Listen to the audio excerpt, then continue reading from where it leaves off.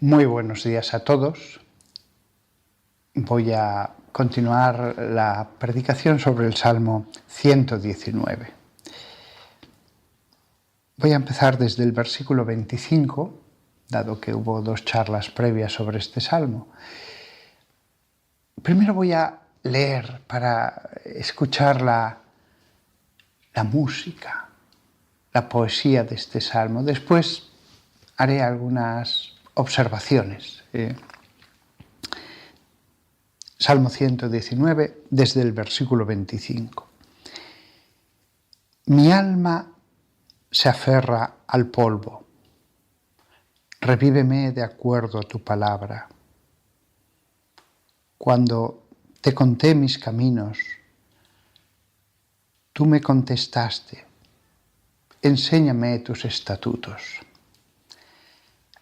Hazme comprender el camino de tus preceptos y meditaré tus maravillosas obras. Mi alma se derrite por dolor. Fortaléceme de acuerdo a tu palabra. Pon los caminos falsos lejos de mí, de manera que no pueda pecar contra ti. Y gentilmente enséñame tu ley, porque he escogido el camino de la fidelidad. He colocado tus ordenanzas delante de mí. Me aferro a tus decretos, oh Señor, que no sea puesto a la vergüenza. Corro el camino de tus mandamientos, porque tú agrandas mi entendimiento. Voy a decir algunas cosas sobre esta estrofa. Ya sabéis que este salmo está dividido en estrofas. Todos los versículos de cada estrofa empiezan por una letra del abecedario hebreo. Mi alma se aferra al polvo. El polvo es lo sucio, lo que está en el suelo. Los seres humanos podemos, con la ayuda de Dios, mirar como las águilas a los cielos, al sol, volar en los cielos. Por eso se representa a San Juan como un águila, porque su morada estaba en los cielos. Es cierto que las águilas vuelven otra vez a posarse, pero apenas están nada sobre el suelo. Incluso cuando están posadas, están en lugares altos, nobles. Es una comparación muy buena, la del águila y San Juan. Sin embargo, aquí el salmista del Salmo 119,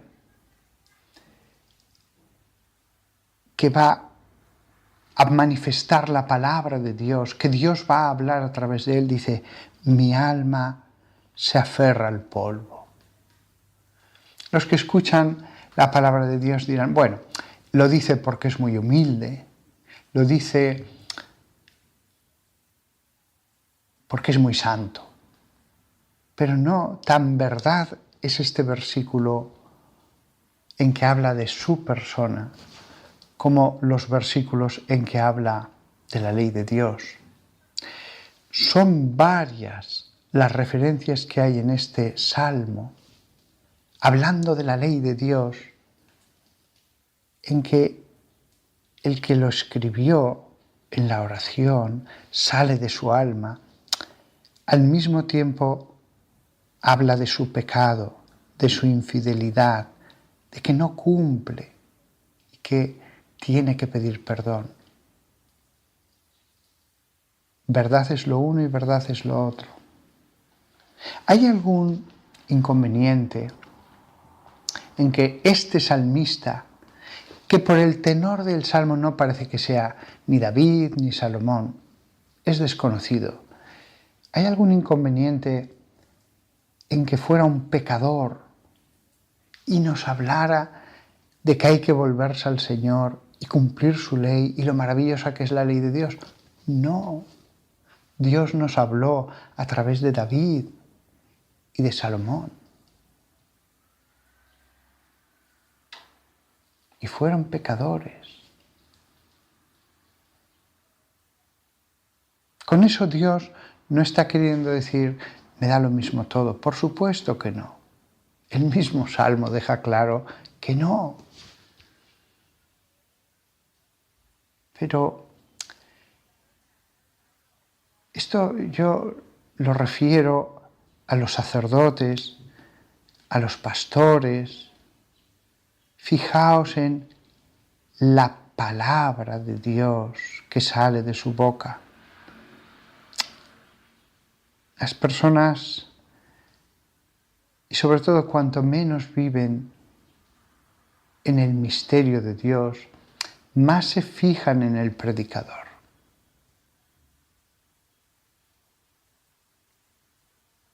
Incluso de un pecador puede salir una bella predicación. Dios habla también a través del pastor o del sacerdote que no es perfecto. Ay, si solo pudieran predicar los perfectos. Mi alma está pegada, lo estoy leyendo aquí en una versión muy literal, puede traducirse como se aferra o estar pegado. Y las dos valen en este versículo, al polvo. El polvo es donde se mueven los insectos, la serpiente que se mueve en el polvo y se alimenta de polvo, como dice el Génesis.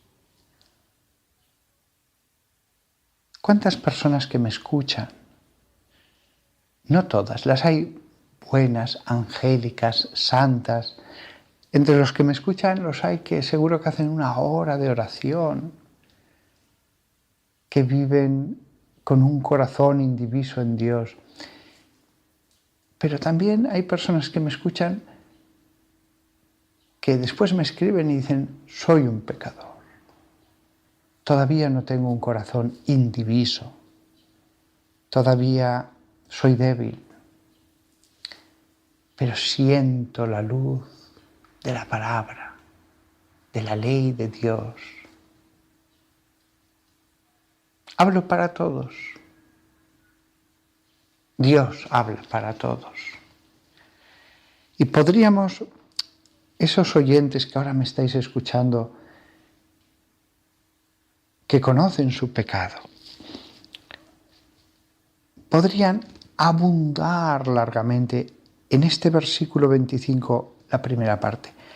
Mi alma se aferra al polvo, mi alma está pegada al polvo. ¿Cuánto podrían algunos hablar de ese polvo, de esa tierra seca que no alimenta, que se pega, que se respira, que entra en la boca, la serpiente, comerás el polvo? Pero ¿cuál es la segunda parte de este versículo 25? Revíveme de acuerdo a tu palabra. Revíveme de acuerdo a tu palabra. Es verdad que la palabra a la que primariamente se está refiriendo, la palabra a la que se está refiriendo el salmista no es la Biblia, no, porque en esta época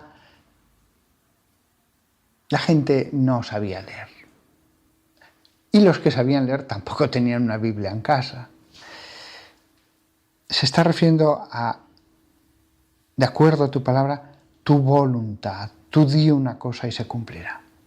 Tú di, revíveme y reviviré. La gracia. Pero también es verdad que aunque no fuera esa la intención del salmista al escribir este versículo, con toda verdad se puede aplicar a las Escrituras, a la Biblia. revíveme de acuerdo a tu palabra, con toda verdad. El salmista tuvo una intención al escribir, y Dios, sin quitar esa intención, nos añade también este sentido: revíveme de acuerdo a tu palabra. Porque la palabra de Dios es viva y eficaz. Hechos 4:12. Revíveme de acuerdo a tu palabra. Es que la palabra está viva y es eficaz.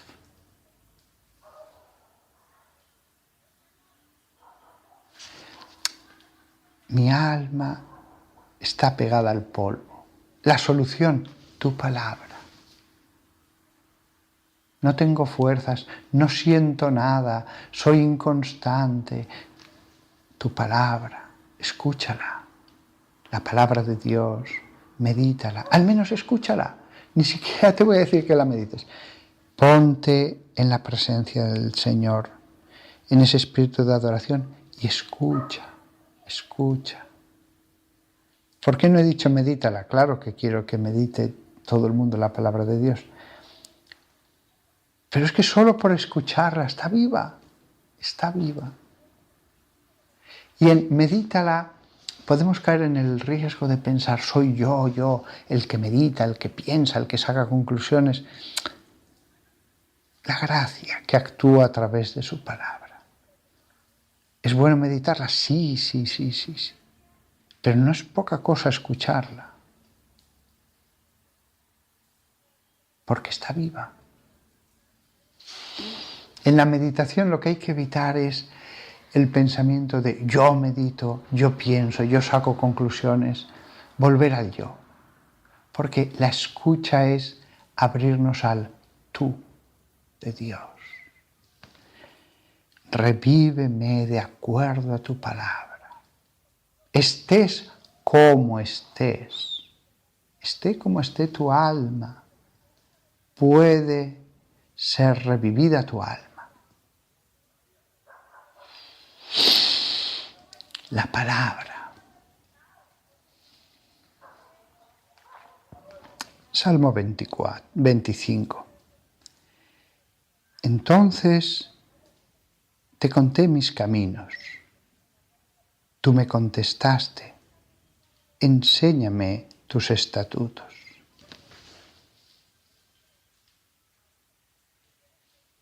La confesión, hay varios momentos en la palabra de Dios que se habla de esto. Confesaos los pecados unos a otros, dice el apóstol Santiago.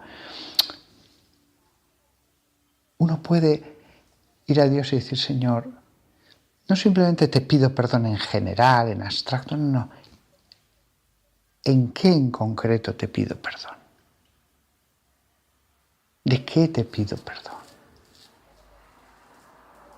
Voy a intentar darme cuenta del peso, de la medida, del número que alcanza mi infidelidad. Cuando te dije mis caminos,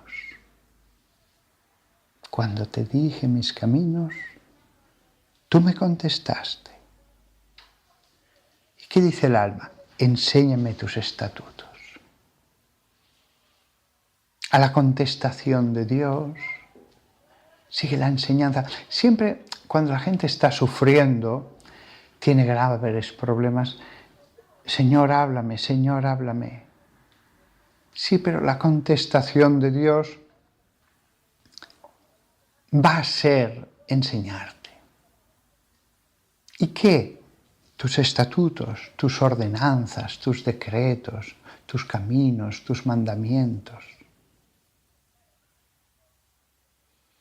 Cuando la gente pide, Señor, háblame, quieren saber algo del futuro. Quieren una contestación y ya me quedo tranquilo. No. De hecho, no necesito ni saber mi futuro, ni... Enséñame. Salmo 27. Hazme entender el camino de tus preceptos y meditaré tus maravillosas obras. Hazme entender, meditaré. Hazme entender el qué, el camino de tus preceptos. De nuevo, en esa relación con Dios aparece los mandamientos, el obrar, mi obrar, el adecuar mi obrar a ese Dios que me ha contestado, a ese Dios que quiere revivirme. Salmo 28. Mi alma se derrite de dolor. Fortaléceme de acuerdo a tu palabra. Sí, el Salmo varias veces también el salmista estaba sufriendo. Y también se va a hablar varias veces de la vergüenza. Algo había pasado y él insiste mucho en la vergüenza, que no sea avergonzado. No nos cuenta su pecado, no hace falta. Todos nos tenemos que sentir identificados con este salmista anónimo, que Dios no ha querido que aparezca su nombre, y así nos podemos sentir todos, soy yo, podría yo haber escrito esto, mi alma se derrite de dolor, fortaléceme de acuerdo a tu palabra. Es curioso, tantas veces se ha hablado tus preceptos, tus mandatos, pero aquí se dice fortaléceme de acuerdo a tu palabra. Dios, nosotros pedimos, después nos esforzaremos cuando salgamos de meditar su palabra, nos esforzaremos, pero es Dios el que nos da esa fuerza que tengamos. Versículo 29. Pon los falsos caminos lejos de mí. Aquí nos recuerda totalmente a la oración del Señor. Es curioso la cantidad de veces que una y otra vez el Salmo vuelve a repetir la misma petición del final, et ne nos inducas in tentationes, del Padre Nuestro, y no nos conduzcas hacia la tentación, hacia dentro de la tentación. Lo dice de formas distintas. Por ejemplo, ahora ha dicho, pon los falsos caminos lejos de mí. Es curioso, el Salmo, como todo el Antiguo y el Nuevo Testamento, habla de la voluntad. Soy yo el que peca, soy libre, soy yo el que decide. La decisión, el libre albedrío. Sin embargo, muchas veces en este Salmo que habla de la ley, se deja en las manos de Dios el decir, pon los falsos caminos lejos de mí. En otro lugar dice, no me abandones del todo. En otro lugar de este Salmo se dice, no me dejes extraviarme de tus mandamientos. En otro, atesoro tu palabra en mi corazón de manera que no pueda pecar contra ti. Fijaos esta interesante relación entre la voluntad, la responsabilidad y sin embargo Dios, que nos puede librar de la tentación, que puede alejar los falsos caminos, que puede hacer que no se olvide Él totalmente de nosotros.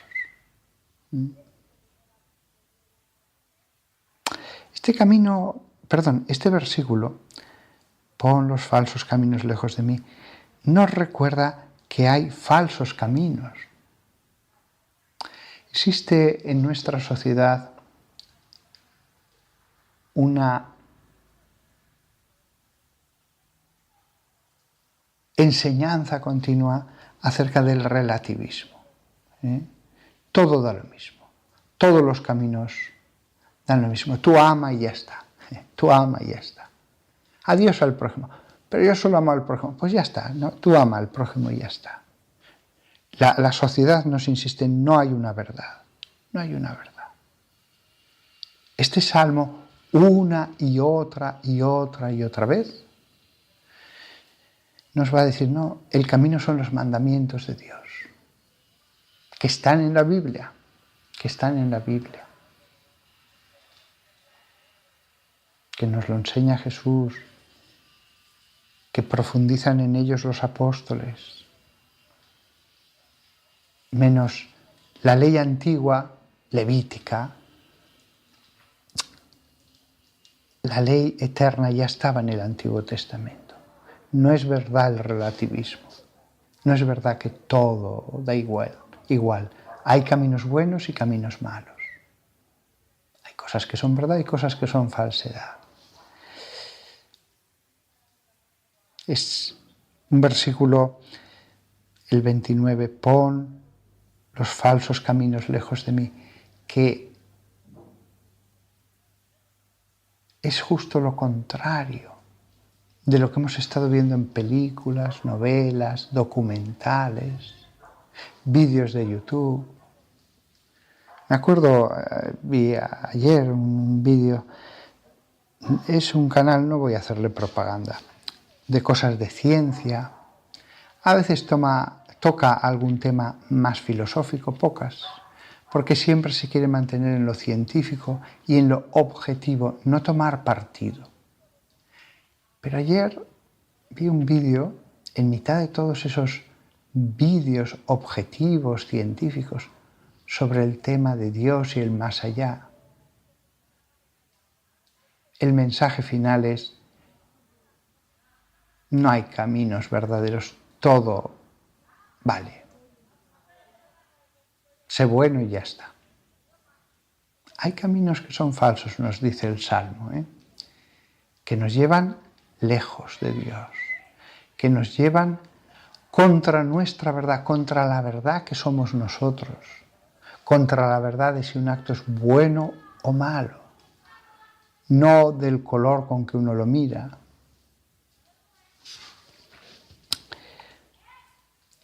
Pon tus caminos falsos lejos de mí, de manera que no peque contra ti.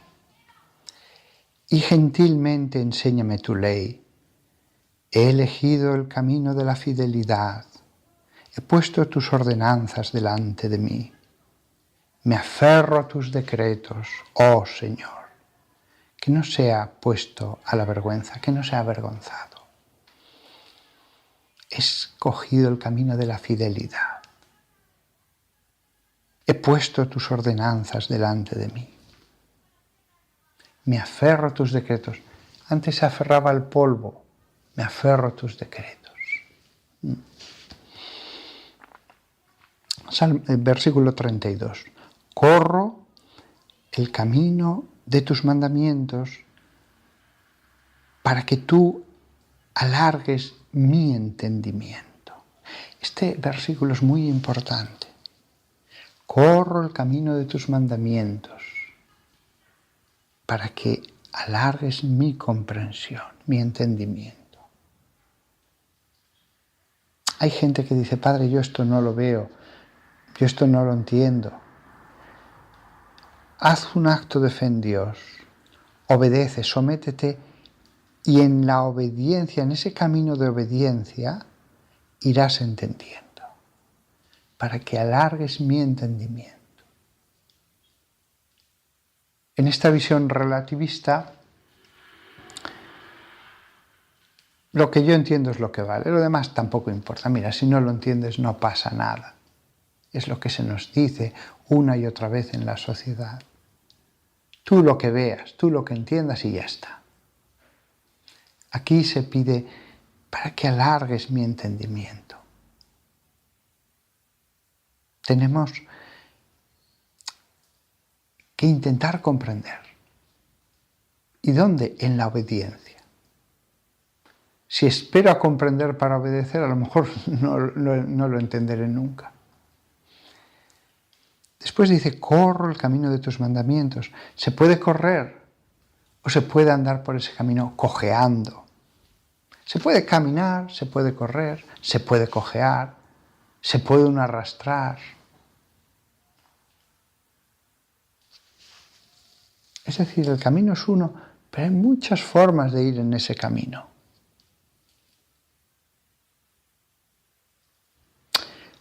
nada más, voy a acabar en esta estrofa. Un salmo sobre la ley. Un salmo sobre el obrar, sobre lo que debo cambiar.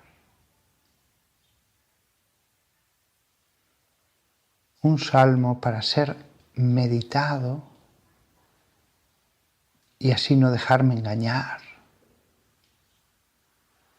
Hay una tendencia de engaño en nosotros. Tenemos que ponernos ante la verdad. Y la verdad nos dice, haced esto. No es la intelectualidad la que nos salva. La gracia, es decir, ese don misterioso de Dios que toca nuestros corazones. Pero una vez que la gracia ha tocado nuestro corazón,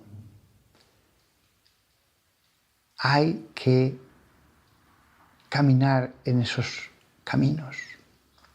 Hay que obrar. La fe lleva a obrar. Hay que poner por obra lo que dice la Escritura. Y en ese proceso de obediencia, escucho, obedezco, escucho, Dios nos va acercando así. Dios va dando entendimiento. En la medida en que una sociedad se aleja de Dios, cada vez entenderá menos. La palabra de Dios permanece.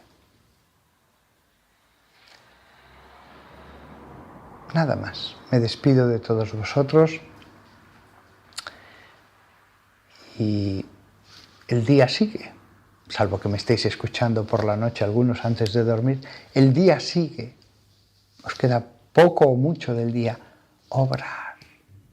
Leyes, mandamientos, ordenanzas, estatutos, decretos, los caminos del Señor. Obrad, producid. Sois un árbol que tiene que producir frutos, como la higuera de Jesús al lado del camino buscó frutos. Unos produjeron unas semillas 20, otros 50, otros. Producid frutos. Hasta pronto a todos. Adiós.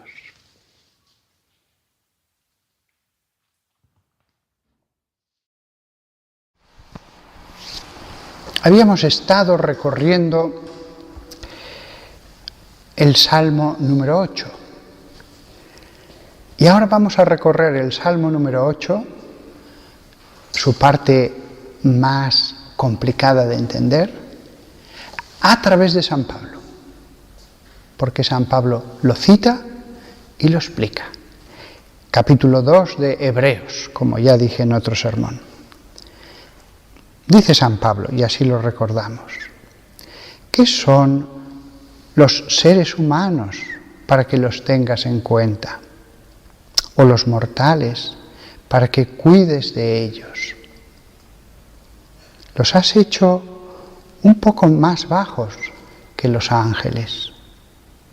Los has coronado con gloria y honor, sometiéndoles todas las cosas bajo sus pies.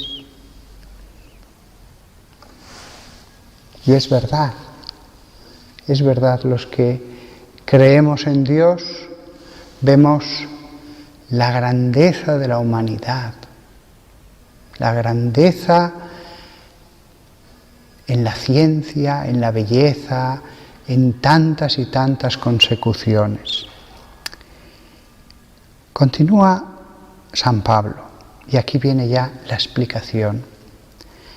Ahora, sujetando todas las cosas a ellos, Dios no ha dejado nada fuera de su control, aunque todavía no vemos que todo les esté sometidos a ellos, a los seres humanos. Es verdad, vemos cómo el ser humano extiende con su inteligencia y su poder a dominio todo, Pero es verdad que vemos que tampoco todo todavía esté sometido a los seres humanos. Este versículo, con lo pequeño que es un elogio a la humanidad en su aspecto natural, incluso dejando aparte los aspectos religiosos. La grandeza de la humanidad. El Concilio Vaticano II, cuánto elogió a la humanidad en su progreso. Y es verdad, es algo natural, pero es muy grande, es muy grande. Continúa en el versículo 9, Hebreos 2, 9. Pero vemos a Jesús, que durante un poco de tiempo fue hecho más bajo que los ángeles. Esto también lo hemos explicado. Es verdad. Jesús, que venía, el Hijo que venía del cielo, al encarnarse, se encarna en un reino que está por debajo del celestial, donde habitan los ángeles. Jesús, que podía haber estado junto al Padre, vino a una pobre casita de Nazaret a trabajar como carpintero. Fue hecho más bajo que los ángeles. Hasta el más pequeño ángel vivía en un reino mucho mejor que el pobre Jesús. Y continúa San Pablo.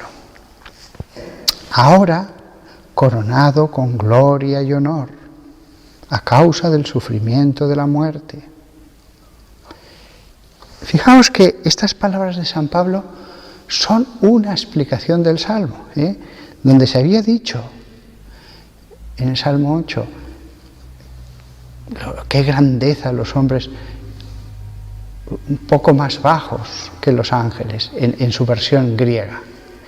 Y después dices, a los hombres los has coronado con gloria y honor. San Pablo toma ese salmo que claramente se refiere a los hombres, por eso dice ellos, y lo aplica a Jesús, se ha hecho más bajo que los ángeles. Fijaos, le da la vuelta, al hombre lo has exaltado, miramos al ser humano y dices, lo has hecho un poco más bajo que los hombres, pero miramos a Jesús y decimos, lo has hecho más bajo que los hombres. Es justo el camino distinto. En el Salmo 8 se decía, lo has coronado con gloria y honor. Y aquí San Pablo dice lo mismo de Jesús, pero dice esto, ahora coronado con gloria y honor a causa del sufrimiento de la muerte. Es totalmente distinto. El ser humano, Dios lo ha coronado con la inteligencia, con el poder sobre la creación. Hemos llegado a Marte, a la Luna, hemos enviado sondas a Júpiter, hemos ido a lo más profundo de los abismos del océano, hemos horadado la Tierra kilómetros hacia abajo. Es impresionante. No como ahora algunos intentan hacernos creer, los seres humanos, una raza más sobre la superficie. No, los reyes de la creación, porque pusiste el Espíritu en ellos. Pusiste el Espíritu. Y lo coronaste. Pero es una corona natural. En el caso de Jesús, cuando lo aplica a San Pablo, es al revés. Él se abajó y lo has coronado, pero su corona de gloria y honor no es una mera corona natural, es una corona de amor, es una corona que la ha ganado con amor y por amor. Ahora coronado con gloria y honor a causa del sufrimiento de la muerte. El sufrimiento de la muerte nos ha vivificado. ¿Os acordáis que dediqué parte de un sermón a esa oración de la misa? Per mortem tuam vivificasti nos, por tu muerte nos vivificaste. ¿Para qué? Dice San Pablo. Para que por la gracia de Dios Él pudiera saborear la muerte para cada uno. Fijaos, Dios Padre le concedió a Dios Hijo saborear la muerte de cada uno para que pudiéramos vivir. Continúa San Pablo. Era adecuado que Dios, por quien y a través de quien todas las cosas existen, trayendo muchos niños a la gloria, para que se hiciera el pionero de su salvación perfecta a través de los sufrimientos. El plan de Dios es magnífico. El Salmo comienza diciendo, la grandeza del hombre, el ser humano, coronación de la creación material. Y después de siglos de decir ese Salmo en el templo, de rezarlo los israelitas en casa, lo rezarían allí, quizás con las manos así, inclinando la cabeza. San Pablo lo toma y dice, sí, pero ahora le damos la vuelta. Sí, Él se ha hecho inferior a los ángeles y ha sido coronado, pero con una corona de amor a través del sufrimiento. El hombre, corona de la creación, y corona de la humanidad, Jesucristo.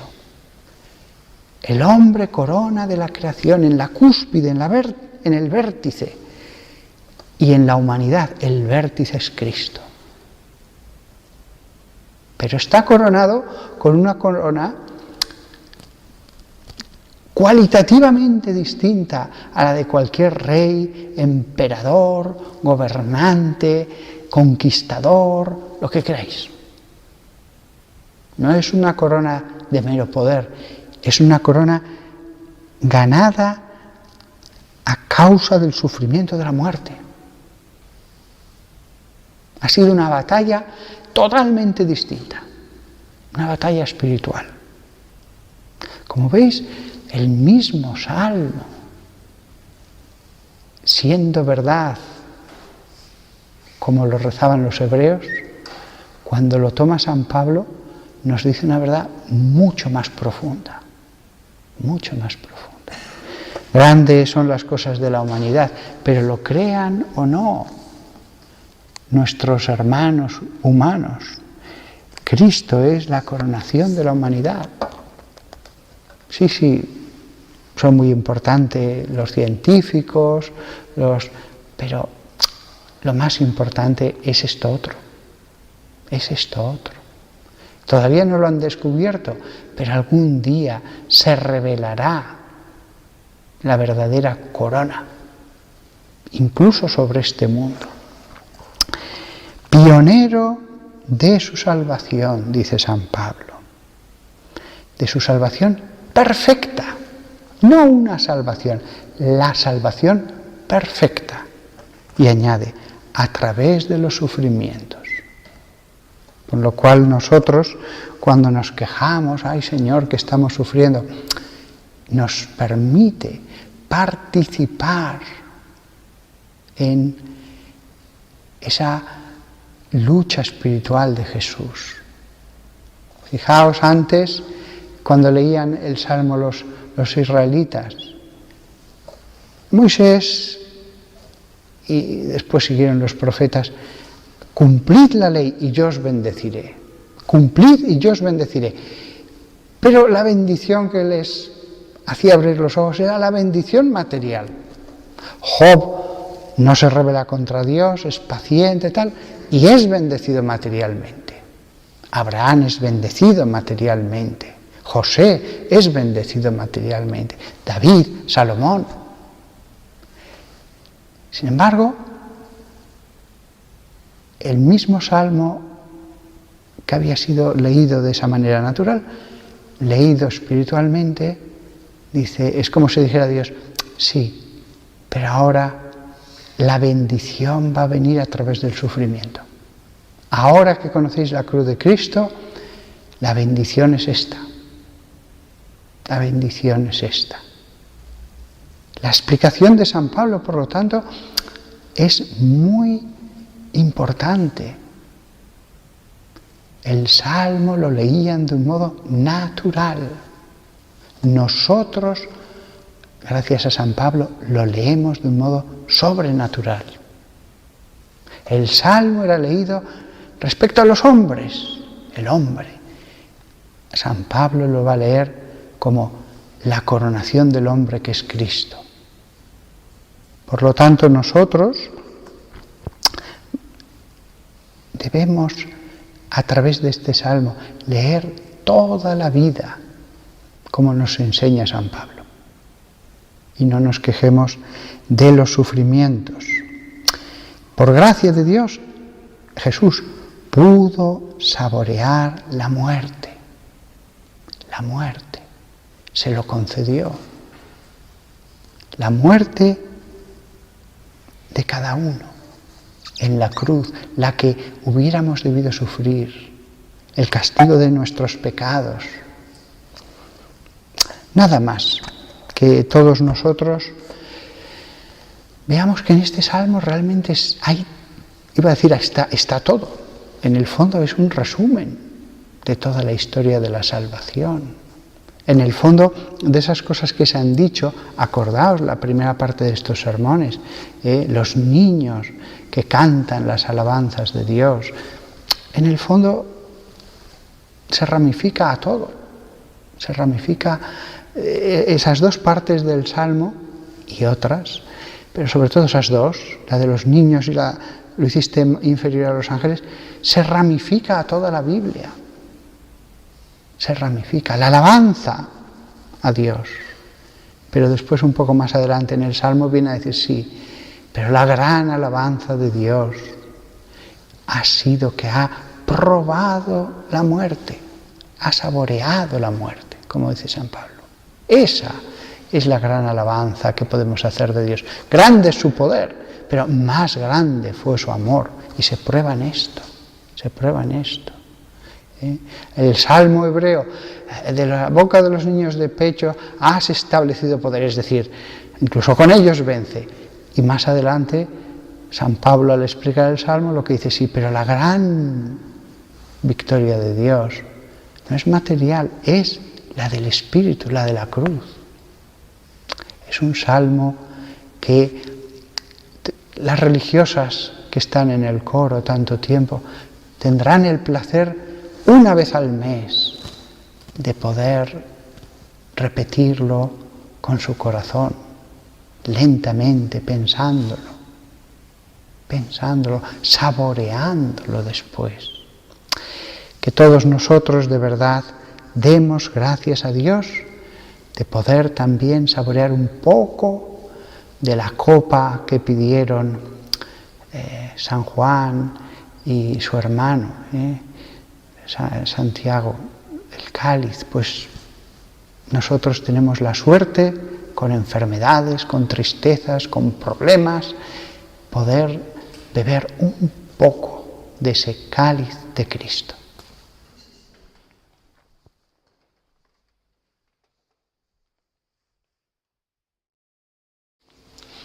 Hoy estaba leyendo un pasaje de la carta de los Gálatas. Voy un momento a mirar el capítulo. Gálatas capítulo 2. Y estaba leyendo a partir del versículo 15. Sobre todo cuando San Pablo nos dice, porque sabemos que una persona es justificada no por las obras de la ley, sino a través de la fe en Jesucristo. No a través de las obras de la ley, sino de la fe en Jesucristo. Y esta es una verdad que va a repetir en los versículos siguientes varias veces, porque ninguno será justificado por las obras de la ley.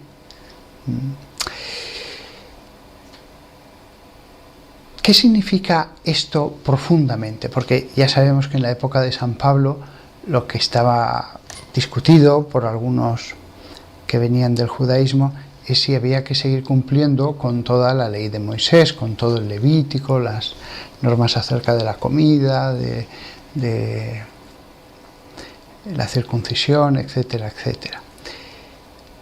Pero ¿qué significa más profundamente? Está claro que no tenemos que cumplir todos los preceptos de esa ley, solo las leyes eternas. Voy a decirlo de un modo distinto que hará más interesante esta cuestión de San Pablo. Yo soy católico y durante muchos años, cuando era jovencito, cuando veía a un evangélico, a un protestante, a un luterano, a un presbiteriano, a todos ellos, solo pensaba una cosa: es un hereje, punto final, qué pena, ya está, nada más. Siguen un camino equivocado y ya está. Me llevó tiempo comprender que Dios también enviaba su gracia a aquellos que siguen una fe que no es exactamente la mía.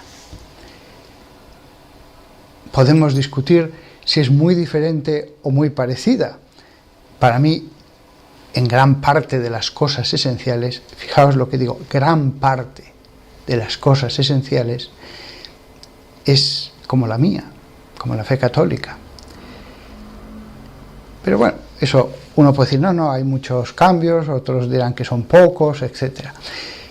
Pero hay una cosa que está clara: la gracia de Dios está también en los evangélicos. Y los evangélicos tienen que pensar lo mismo.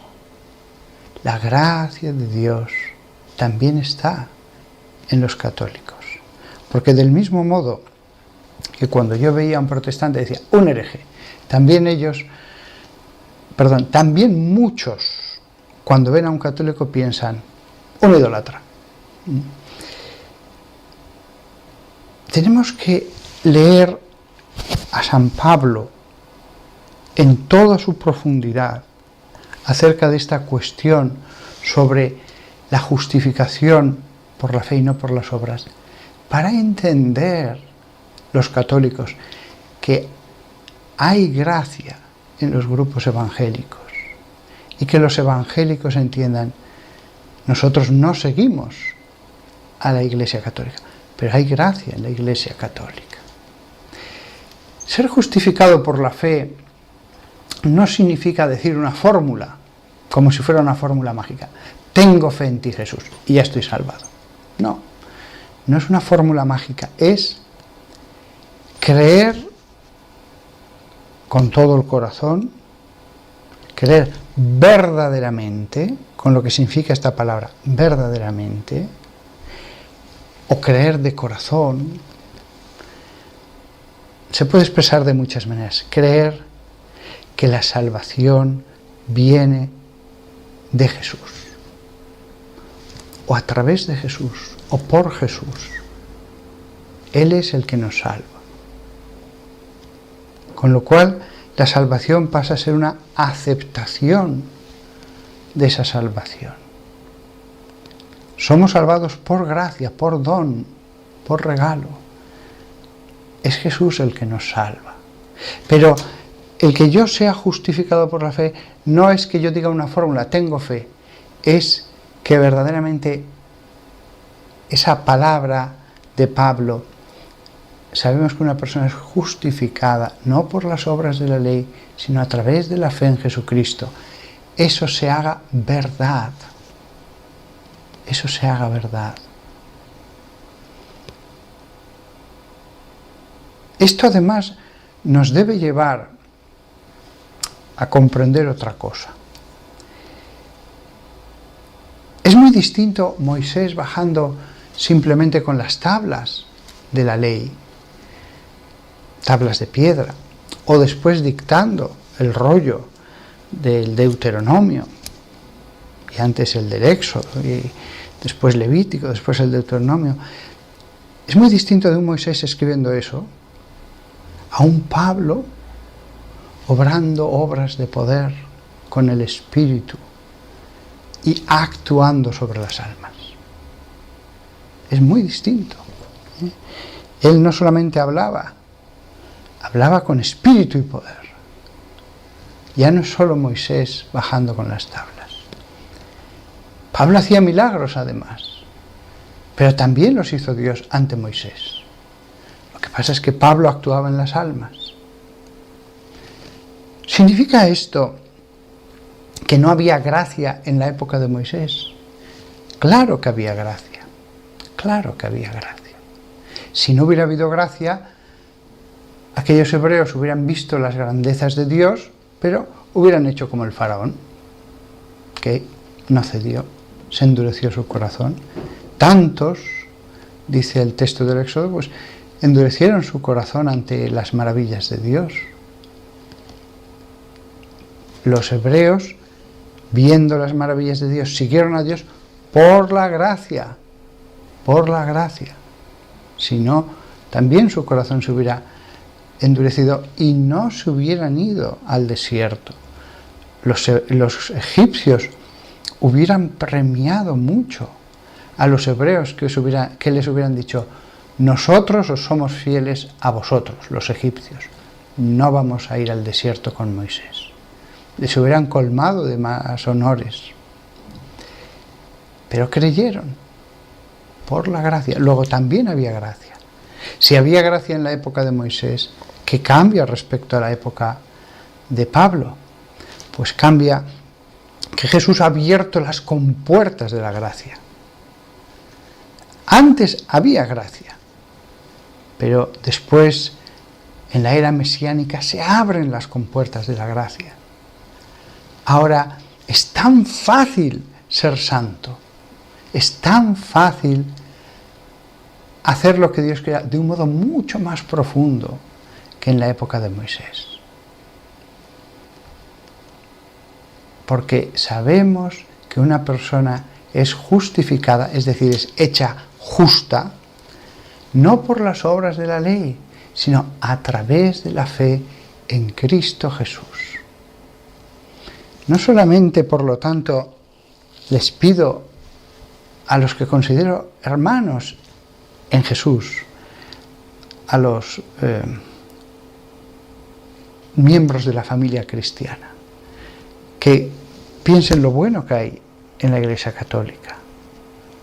O si creen que no hay nada bueno en ella, al menos la gracia que hay en las personas que están en ella. Aunque claro, nadie puede pensar que no hay nada bueno. Tenemos la palabra.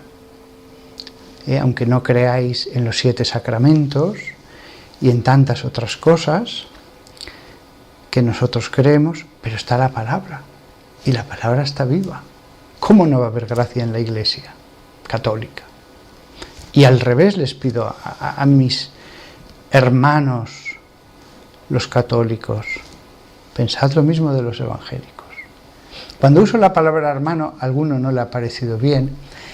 Es verdad que la misma Biblia llama hermanos a veces a los primos, y a veces incluso a familiares más lejanos. Es verdad que todos somos hermanos por ser hijos de Dios, todos los hijos de Adán, pero que hay una distinción entre los que vivimos en la misma casa, en mi caso sí, los católicos, los hermanos, pero también son familia, la gran familia cristiana, todas las familias cristianas, y en un sentido ya solamente natural, todos los hijos de Dios. Si entendemos esto que acabo de decir, también entenderemos que incluso en otras religiones hay gracia. Hay religiones, hay una religión que es la fundada por Dios, que es la Iglesia, que tuvo su primera parte, digámoslo así, en el pueblo elegido. Y que hay una continuidad desde entonces. Las otras religiones no están fundadas por Dios. Pero no hay nada de gracia en el budismo. No hay nada de gracia en los que adoran a un único Dios en otras religiones. Acordémonos de la palabra de aquella mujer sirofenicia. Además, qué curioso, sirofenicia, un lugar pagano, un lugar filisteo. Bueno, los fenicios no eran exactamente filisteos, eran parientes. Un lugar fenicio. Y le dice, sí, cuando le dice, pero los perros que no comen a la mesa con los hijos, pero las migajas de la mesa caen. Los perros era el modo como se referían los judíos a los paganos. Pues sí, incluso en las religiones que creen en un único Dios verdadero, pienso por ejemplo en los musulmanes, hay gracia, claro que sí, claro que sí.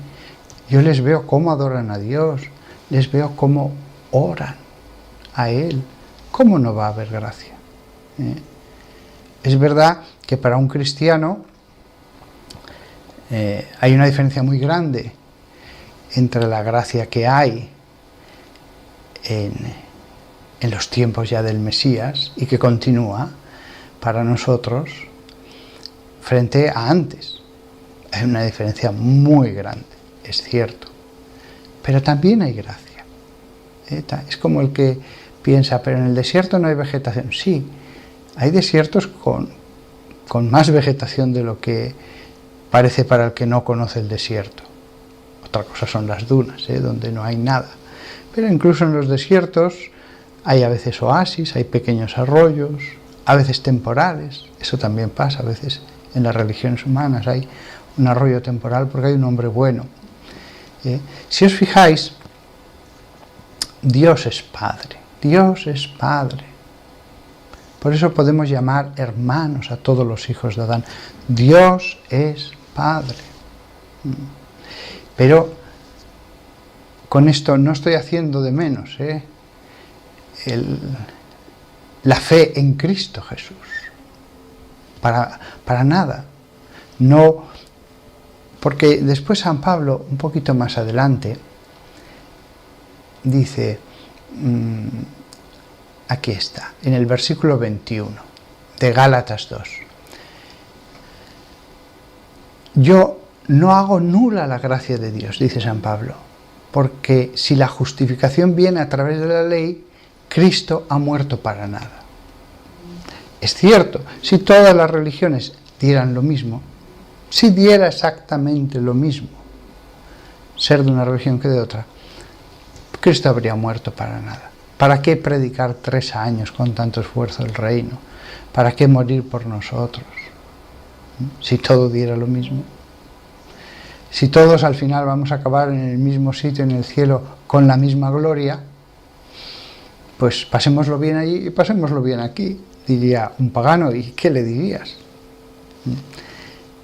Entonces Cristo murió por la nada. Si la justificación viene a través de la ley, dice él, si la justificación viene a través de las cosas, de cualquier cosa. Por eso dice en el versículo 21, yo no hago nula la gracia de Dios. Es como el que dice, todo es arte, cualquier cosa es arte. No es lo mismo una gran obra de arte que una pequeña cosa que hace un niño sobre un papel.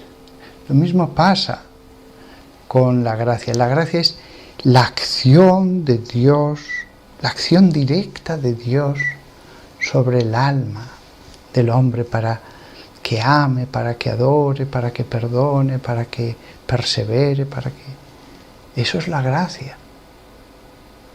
Y Dios ha abierto las cataratas del cielo en su Hijo. Nos envió al Espíritu Santo. Nos habló con generosidad. Para nosotros los católicos están los 7 sacramentos, etcétera, etcétera. Tenemos que dar tantas gracias a Dios por haber nacido en los tiempos de la gracia. Yo mismo que he dicho lo que he dicho, estos son los tiempos de la gracia. Los tiempos de la gracia empezaron hace 2000 años con el Mesías. En fin, el amor, la comprensión del otro, ver lo bueno del otro, eso a Dios le gusta, que es distinto del indiferentismo.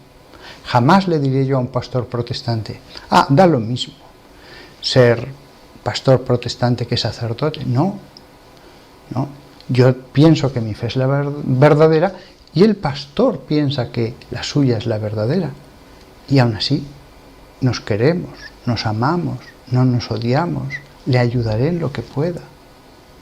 No es lo mismo el ecumenismo que el indiferentismo. No es lo mismo. Dios predicó 3 años la verdad. También es cierto que si examinamos la fe del evangélico y la fe del católico, lo esencial sí que es lo mismo. Lo esencial sí. Lo esencial para la salvación. Es verdad que dentro de la esencia de la fe católica hay una serie de cosas, pero lo esencial para la salvación sí que es lo mismo. Sí que es lo mismo. Y si no, que se lo digan al pobre ladrón crucificado que dijo: acuérdate de mí cuando estés en tu reino. Fue a lo esencial, y si de alguien podemos estar seguros con la mayor seguridad posible, el mismo evangelio que está en el cielo, es aquel hombre pecador. Porque lo dijo el mismo Jesús directamente: hoy estarás conmigo en el paraíso. Así que con esto no estoy cayendo en el indiferentismo, no, pero estoy aprendiendo lo que descubrió ese ladrón y lo que nos enseña San Pablo cuando dice: la fe en Cristo es lo que nos salva. Nada más. La gran familia cristiana. Cada vez más debemos comprendernos como pertenecientes a una familia.